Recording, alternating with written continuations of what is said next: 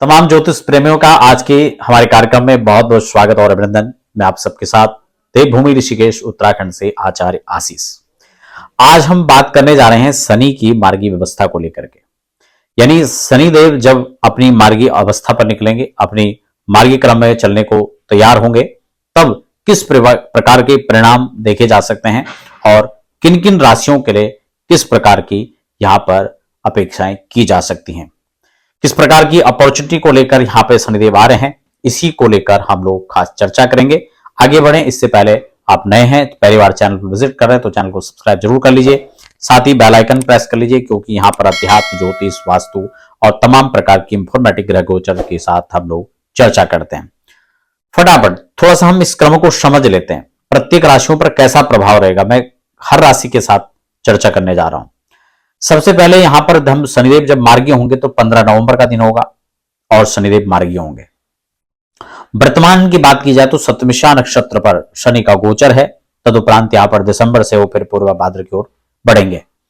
इसमें यहां पर सर्व शनि जो है कर्म फलदाता, न्याय के ग्रह जिनको कहा जाता है, वो अपनी मार्गी अवस्था के साथ आगे बढ़ रहे हैं। जब तक वो वक्र अवस्था में थे तो किस प्रकार के गतिरोध, किस प्रकार की अवरोधताएं, किस प्रकार की समस्याओं का सामना आपको करना पड़ा, वो आप सब लोग जानते हैं। फिलहाल हम लोग क्या परिवर्तन यहां पर रहेगा, क्योंकि शुक्र भी यहां पर देखा जाए तो देवगुरु की राशि पर और देवगुरु स्वयं शुक्र की राशि पर है, तो यह भी एक स्थानांतरण राजयोग के तौर पर यहां पर निकल करके आ रहा है।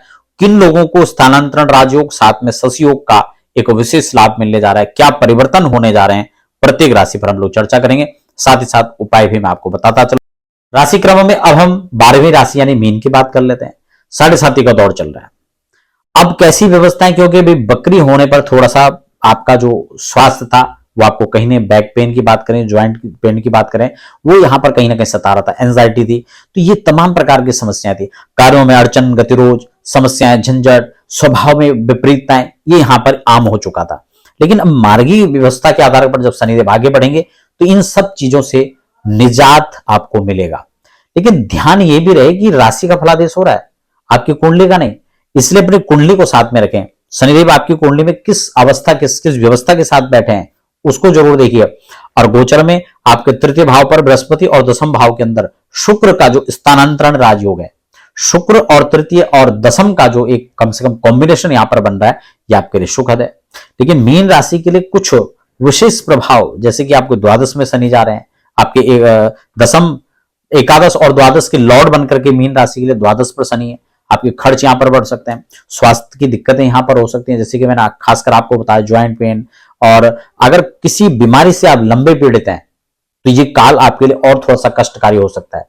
लेकिन उस कष्ट से निजात पाने का थोड़ा अवसर ये है कि ये मार्गी हो जा रहे हैं, वक्री में और ज्यादा ये परेशानी और समस्याओं लेकर के यहां पर आ रहा है।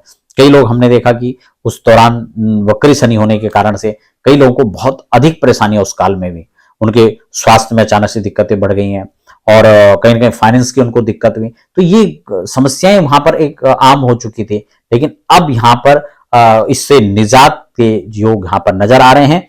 और दशमस्थ जो शुक्र हैं, ये आपको राजकीय क्षेत्रों में और जो सरकारी कार्य हैं उनमें यहाँ पर सफलता, जो सरकारी क्षेत्र में तबके में काम कर रहे थे, सरकार के अंडर में काम करते थे, या किसी के अंडर में पीए के स्तर पर काम कर रहे थे, या अन्य सहायक के रूप में आप जो काम कर रहे थे, उनको यहाँ पर लाभ के संकेत हैं। स्थानांतरण, प्रमोशन जैसी परिस्थितियां भी यहाँ पर ये लाकर आपको दे सकती हैं। आपको करना क्या है, मां भगवती शक्ति की उपासना आपको करनी है, शाम के समय हनुमान चालीसा पाठ करना है, और संध्या काल में आप कम से कम नियम आप बना लीजिए, लगातार हो सके तो बहुत अच्छा।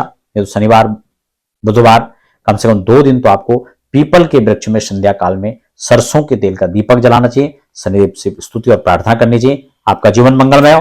फिलहाल मिलते हैं अगले कार्यक्रम साथ, तब तक दीजिए इजाजत। धन्यवाद।